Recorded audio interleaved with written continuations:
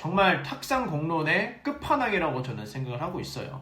Canada to allow 30-year amortization for first-time home buyers' mortgages on new home. This is the stupidest thing I have ever seen in my entire life. 온타리오, BC, 알버타, 공인 모기지 브로커 제일입니다. 오늘 정말 화가 나네요. 네, 캐나다 정부에서 이 모기지 정책을 이제 바꾼다고 이야기가 나왔는데 정말 이 실효성 없는 정책들만 이게 하는 게 특화가 되어 있는 건지 이 레귤레이터랑 이 정부는 정말 이 보여주기식의 정책만 하는 건지 정말 듣고 있으면 너무 화가 나네요. 자, 이게 무슨 말이냐면 Canada to allow 30-year amortization for the first-time home buyers on new home. 이게 무슨 정책이냐면 지금 현재 다운 페이먼트를 20% 이하로 하셨을 경우에 25년까지 상환 기간을 잡으실 수가 있습니다. 근데 이번에 정책 바뀐 게 뭐냐면 새로 지어지는 집, 이제 pre-construction이나 뭐 pre-construction townhouses, 아니면 이제 새로 짓는 이제 집 같은 경우 있죠. 이 경우에 다운 페이먼트를 20% 이하로 했을 경우에 30년 상환을 해주겠다라는 이제 정책인데 이게 지금 빌더들을 인센티브를 주기 위해서 하는 건지 아니면 정말 first-time home buyer를 위해서 하는 건지 저는 정말 큰 의문이 생기네요. 이 정책은 사실 buyer를 원한 것도 아니고 빌더를 위한 것도 아니라고 저는 생각을 합니다. 정말 탁상 공론의 끝판왕이라고 저는 생각을 하고 있어요. 왜냐면 일단 첫 번째로 뭐 온타리오나 뭐 BC 뭐 비슷한 경우긴 한데 대부분의 빌더가 20% 다운 페이먼트를 요구를 합니다. 이제 디파짓으로. 근데 다운 페이먼트 20% 이하로 하고 진행해라? 일단 그 첫 번째로 말이 안 되는 이 현실하고 너무 떨어진 이야기를 하고 있고요. 자, 두 번째. 만약에 뭐 빌더캡으로 진행했다고 쳐요. 빌더캡으로 진행한다고 치는데 이 다운 페이먼트 저는 항상 제 클라이언트한테 말씀드리는 게 뭐냐면 20% 이하로 절대로 진행하지 말라고 말씀을 드리거든. 그 이유는 뭐냐면 리스크가 정말 너무 커요. 이 프리컨스트럭션을 진행하는 데 있어서 정말 알 수 없는 여러 가지 변수들이 많이 생기는데 적어도 우리가 다운 페이먼트가 20%에서 30%가 있으면 뭐 2금융이든 3금융이든 어떻게든 나올 수 있는 이러한 탈출구를 찾아볼 수라도 있는데 다운 페이먼트 20% 이하로 하게 되면은 이 탈출구조차도 없습니다. 근데 어떤 문제가 생기냐? 이게 두 번째 문제죠. 세 번째 문제는 뭐냐? 승인 다 받아놨어요. 근데 빌더가 만약에 뭐 딜레이 생겨서 승인이 익스파이어 되는 경우가 굉장히 많다라는 거죠. 네 번째는 뭘까요? 네 번째는 뭐냐면 지금 제가 뉴빌트로 진행하고 있는 딜이 저번 주에만 지금 2개가 재승인이 났습니다. 왜냐?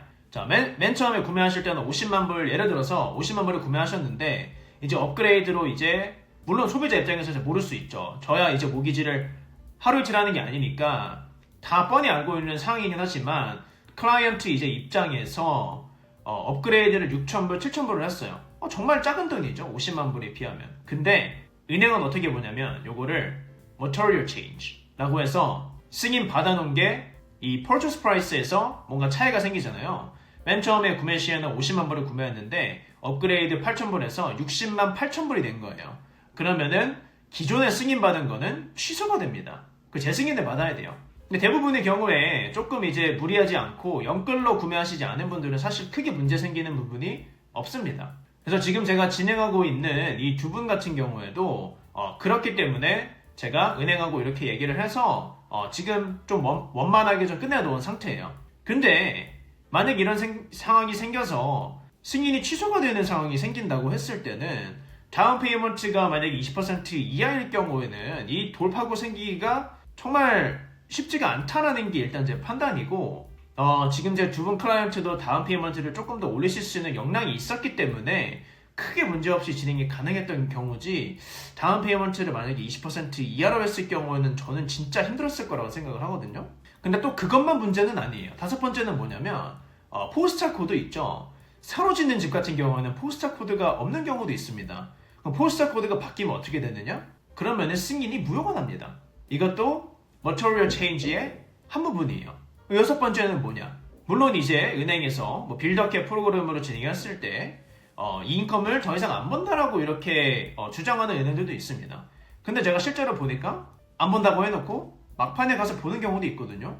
그럼 만약에 내가 이렇게 맨 처음에 진행했을 때 인컴이 바뀌면 어떡할 거예요? 우리가 다운 페이먼트 20% 30% 해두면 그러면은 뭐 2금융이든 3금융이든 어떻게든 조금 나갈 수 있는 이러한 이제 돌파구라도 있는데 20% 이하였을 경우에는 이 실제적으로 짓는데 뭐 2년 3년 걸리는 경우도 있고 지금 보니까 2018년에 구매하셨는데 지금까지 클로징 못하신 분들도 있고 토론토에. 그러면 그분들은 만약에 상황이 변해서 이게 안 나오는 상황이 되면은 뭐 어쩌라는 건지 정말 이거는 탁상공론의 저는 끝판왕이라고 생각을 하고 오늘 이 뉴스를 보고 진짜 화가 많이 났어요. 제가 정치 얘기를 웬만해서 안 하려고 하는데 지금 이 트루도 이 정부는 무슨 생각을 하는 건지 저는 도저히 이해를 할 수가 없습니다. 그 First Time Home Buyer 인센티브 그 프로그램도 정말 뭐 현실성이 없는 이런 프로그램을 던져주고 무슨 낚시하는 것도 아니고요. 그쵸?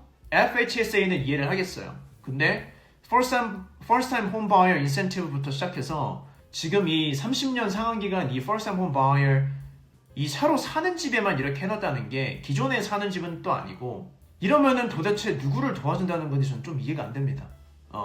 혹시라도 이 뉴스를 보셔가지고 조금이라도 이 캐나다 정부가 좀 도와주겠다 이렇게 생각하셨으면은 오산입니다. 오산이고 이거는 정말 현실성이 없는 정책이다. 저는 이렇게 보고 있습니다. 그래서 오늘 이 새로운 정책에 대해서 조금 이야기를 나눠보려고 급하게 영상을 켜게 되었어요. 제가 유튜브 영상 찍거나 이럴 때는 웬만하면 좀 차려입고 좀 이렇게 찍으려고 하는 노력을 하는데 요거는 제가 조금 빨리 제작을 해서 올라야겠다는 생각이 들어서 이렇게 올리게 되었습니다.